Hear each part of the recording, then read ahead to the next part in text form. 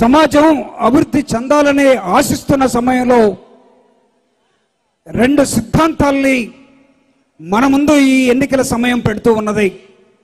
ఒక సిద్ధాంతం 76 ఏళ్లుగా అట్టడుగు నెట్టబడి పాతాళ లోకానికి తొక్కబడినటువంటి ఆ వర్గాల్ని పైకి తీసుకురావటం కోసం పైకి భూమిని తన్నుకొని ఉమ్మికొచ్చినటువంటి, అవసరమైతే హిమాలయ పర్వతాల లాంటి కాంగ్రెస్ పార్టీని కూడా కాదనుకొని తన పార్టీని నిర్మించి ఈ రాష్ట్రంలో 9 సంవత్సరాలు పాదయాత్ర చేసి, నా పాదయాత్ర, నా ప్రతి అడుగు ఈ రాష్ట్రంలో పేదల పక్షానే అని చెప్పి నిలబడినటువంటి జగనన్న సిద్ధాంతం ఒకవైపు, అవసరమైతే ఈ మంగళగిరిలో ప్రతి ఇంటిని కొనగలను, ప్రతి వ్యక్తిని కొనగలను, నా దగ్గర అంత డబ్బు ఉందని చెప్పే తెలుగుదేశం సిద్ధాంతం ఒకవైపు, ఈ రెండుటి మధ్య ఒక పేదవాడిగా, ఒక గంజి మాత్రమే తాగి బతుకుతున్నటువంటి ఒక వ్యక్తిగా ఇదిగో ఈ రణరంగంలో మన ముందు నిలిపినటువంటి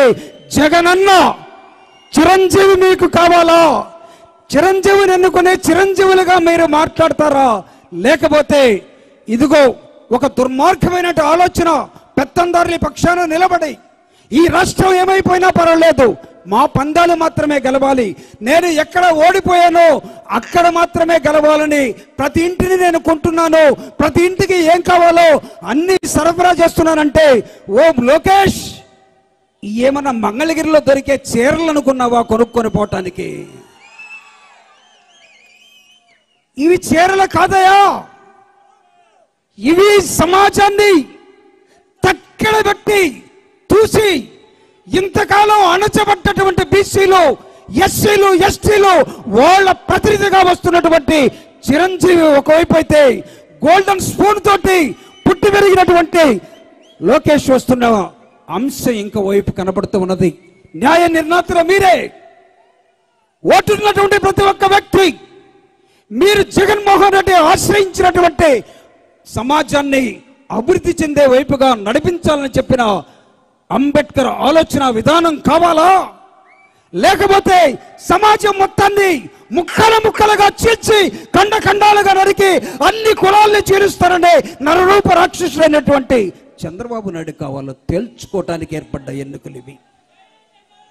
చరిత్ర చెప్తూ ఉన్నది, మంగళగిరిలో పేదలు ఎక్కువ ఉన్నారు, ఈ స్థానం వారికే ఇస్తే అద్భుతంగా ఉంటుందని, మంగళగిరిలో ఎదగాల్సిన అవసరం ఉంది అని చెప్తూ ఉన్నారు.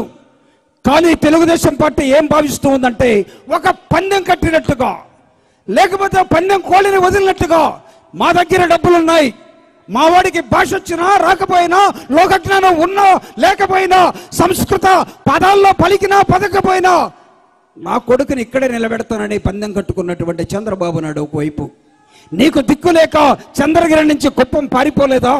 ఏ విధంగా గెలుస్తాడో చంద్రబాబు నాయుడు కొడుకు ఈ ప్రాంతం నుంచి జగనన్నని కాదని ఒక్క ఓటు ఇక్కడి నుంచి అటువైపు వెళ్తుందా లేదో సమాధానం మీరే చెప్పాల్సిన అవసరం ఉంది.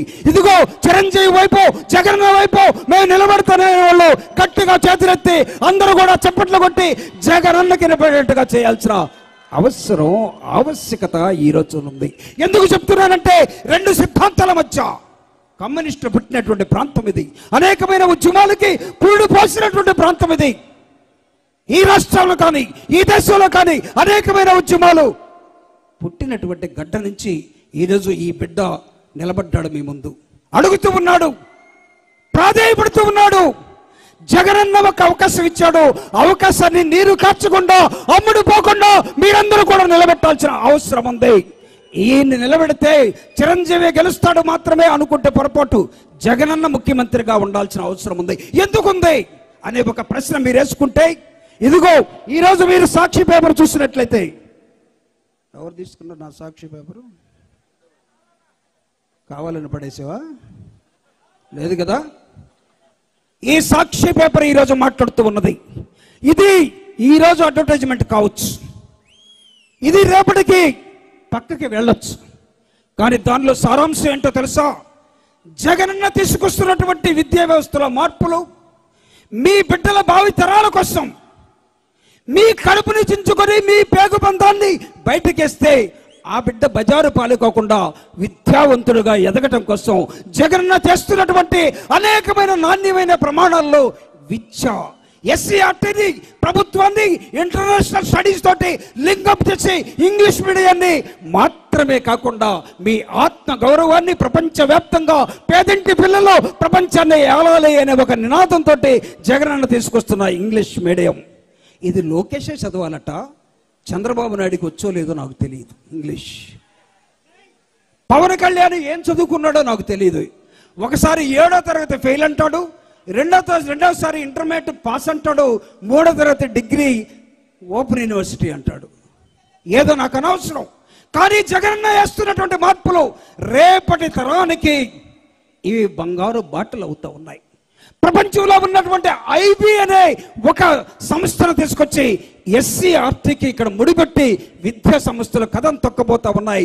ఈ రోజు నుంచి రేపటి నాడు ఇప్పుడు ప్రారంభించినటువంటి జగనన్న పొరపాటున ఎవరైనా మనలో తప్పు చేస్తే రేపు జగనన్నని మనం నిలబెట్టుకోకపోతే చంద్రబాబు నాయుడు ఇంగ్లీష్ మీడియాన్ని కోకట వేలుతోటి తొలగించి, పేదవాడు చదువుకునేది ఇంగ్లీష్ మీడియమా? మీరు ఇంగ్లీష్ మీడియం చదువుకుంటే మా ఇళ్లలో పనిచేసేవాడు ఎవడు? మీరు ఇంగ్లీష్ మీడియం చదువుకుంటే మా పొలాల్లో పనిచేసేవాడు ఎవడు?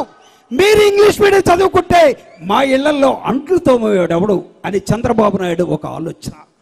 ఈ పిల్లల అంట్లు తోమటానికి లేదు, ఈ పిల్లలు బట్టల షాపుల్లో పనిచేయడానికి లేదు, ఈ పిల్లల అమ్మతోటి పొలం పోవడానికి లేదు, ఈ పిల్లలు కూడా బడికి మాత్రమే పోవాలని ఒక రణ నినాదాన్ని తీసుకొస్తున్న జగనన్నని, ఆయన సిద్ధాంతాన్ని మన పిల్లల భవిష్యత్తు కోసం వాడగలిగితే ఇదిగో మేమంతా జగనన్నతోటి ఉంటామనే ఒక రణ నినాదాన్ని జై జగన్ అని మీరందరూ కూడా 2 చేతులెత్తి ఇవ్వగలిగితే, జై జగన్, జై జగన్, ఈ రణ నినాదం ఒక మార్పుకి దారి తీయాలి. ఈ రణ నినాదం రేపటి ఉదయానికి అంకురార్పణ కావాలి. సూర్యుడు అనుకుంటాడు, సూర్యుడు చూసి చాలా మంది అనుకుంటాడు పొద్దు వాలిపోయింది, పొద్దు కూకింది అనుకుంటాం.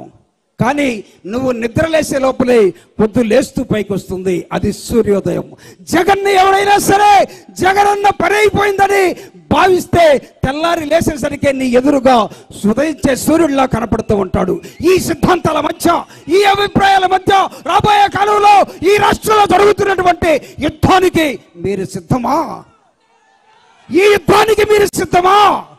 అయితే చిరంజీవి అనే వ్యక్తిని మీరందరూ కూడా గెలిపించాలని, చిరంజీవి వ్యక్తిని జగనన్న మనిషిగా చూసి, చిరంజీవి వ్యక్తిని ఇదిగో విజయసాయి రెడ్డి గారు తీసుకొచ్చి మీ అందరికీ పరిచయం చేస్తున్న ఒక వ్యక్తిగా భావించి ఈయన గెలుపు కోసం మనందరం శ్రమించి ఆయన్ని అసెంబ్లీలో పంపడం కోసం, తద్వారా మీ ప్రాంత సమస్యలన్నిటి కూడా ఈయన అనేకమైనటువంటి సమాధానాలు తీసుకొచ్చే వ్యక్తిగా ఉంచాలని కోరుకుంటూ, జగనన్న ఆలోచన విధానం వర్ధిల్లాలి. ఏమిటి ఆయన ఆలోచన విధానం?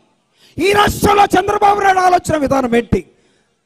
దుర్మార్గుడికి, లేకపోతే ఒక దరిద్రుడికి, ఒక కుట్రదారుడికి ఎన్ని అనుమానాలు ఉన్నాయో, ఇదిగో స్వచ్ఛంగా వస్తున్నటువంటి జగనన్నకి ఈ రాష్ట్రం పట్ల అనేకమైనటువంటి అంశాల పట్ల, పేదల పట్ల, ప్రజల పట్ల, సమాజం పట్ల ఒక అంకిత భావంతో పనిచేస్తున్న జగనన్న పెట్టిన వ్యక్తిని గెలిపించాలని కోరుకుంటూ ఇచ్చినటువంటి సమయానికి ధన్యవాదాలు తెలియజేస్తూ సెలవు తీసుకుంటూ ఉన్నాను. Thank you very much. ధన్యవాదాలు అన్నగారికి.